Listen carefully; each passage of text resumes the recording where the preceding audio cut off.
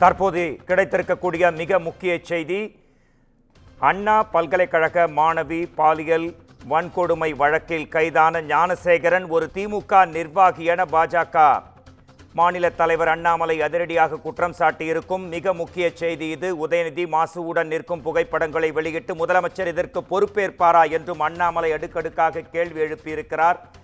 இது குறித்து நமது குமுதம் செய்தியாளர் தாமரைக்கனி தரும் உடனடி அவசர தகவல்களை கேட்கலாம். அதாவது அவசர செய்தி, முக்கிய செய்தி ஒன்று வந்திருக்கிறது.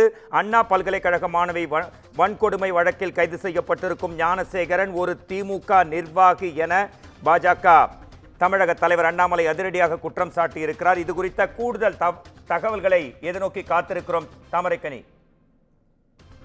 வணக்கம் மோகன்ராஜ். இன்றைய தினம் சென்னை அண்ணா பல்கலைக்கழகத்துல மாணவி ஒருவர் வன்கொடுமை செய்யப்பட்ட வழக்கு மிகப்பெரிய ஒரு விஷயமாக பேசு பொருளாக மாறியது, பெரும் சர்ச்சை ஏற்படுத்தியது.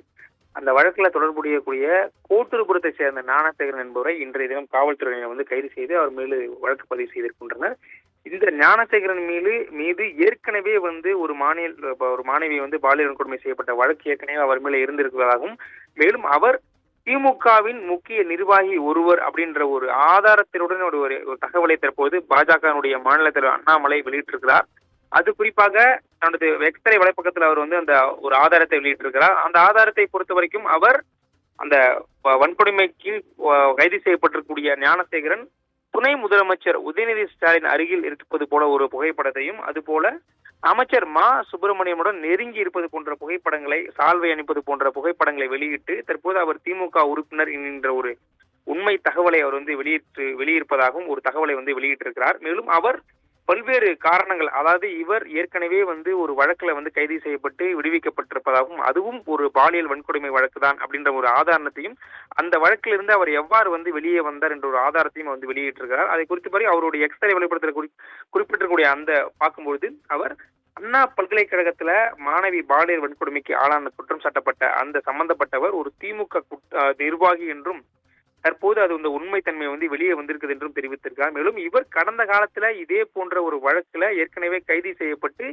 அவர் எப்படி வெளியே வந்தார் என்று ஒரு தகவலையும் அவர் வெளியிட்டிருக்கிறார். குறிப்பாக அவர் திமுகவை சேர்ந்த ஒரு உள்ளூர் நிர்வாகியும், அதுபோல நிர்வாகிகளுடைய உதவியில தான் அவர் இயங்கி வந்திருக்கிறார் எனவும், அதுபோல அவர் ஒரு திமுகவில் முக்கிய நிர்வாகி என்றும் அவர் குறிப்பிட்டிருக்கிறார். மேலும் ஏற்கனவே அவர் மீது செய்யப்பட்ட வழக்குகள் நசுக்கப்பட்டிருக்கிறதாக அவர் முன் வச்சிருக்கார். ஏனென்றால் இந்த பாலியல் வன்கொடுமை வழக்குக்கு முன்பும் இதே போல ஒரு வழக்குல தான் அவர் கைது செய்யப்பட்டிருக்கார். ஆனால் அந்த வழக்கை பொறுத்த வரைக்கும் அந்த வழக்கு முற்றிலும் நசுக்கப்படுகின்றதா ஒரு கேள்வி எழுப்பியிருக்கிறார். மேலும் அவரு ஒரு வரலாற்று சிறப்புமிக்க ஒரு பதிவேட்டு குற்றவாளி என்று அவர் திருப்பி வைக்கிறார். என்றால் ஏற்கனவே பாலியல் வன்கொடுமை செய்யப்பட்ட ஒரு குற்றவாளியை கண்காணிப்பு பட்டியலில் வைக்காம அவரை எப்படி வெளியில பொது வெளியில விட்டீங்கன்ற ஒரு கேள்வியை அவர் எழுப்பியிருக்கிறார். அதற்கும் ஒரு திமுக நிர்வாகி தான் காரணம் அப்படின்ற ஒரு குற்றச்சாட்டினை முன் வச்சிருக்கார். மேலும் லோக்கல் இருக்கக்கூடிய திமுக நிர்வாகிகள் மற்றும் அமைச்சர்களின் அழுத்தத்தின் காரணமாக தான் அவர்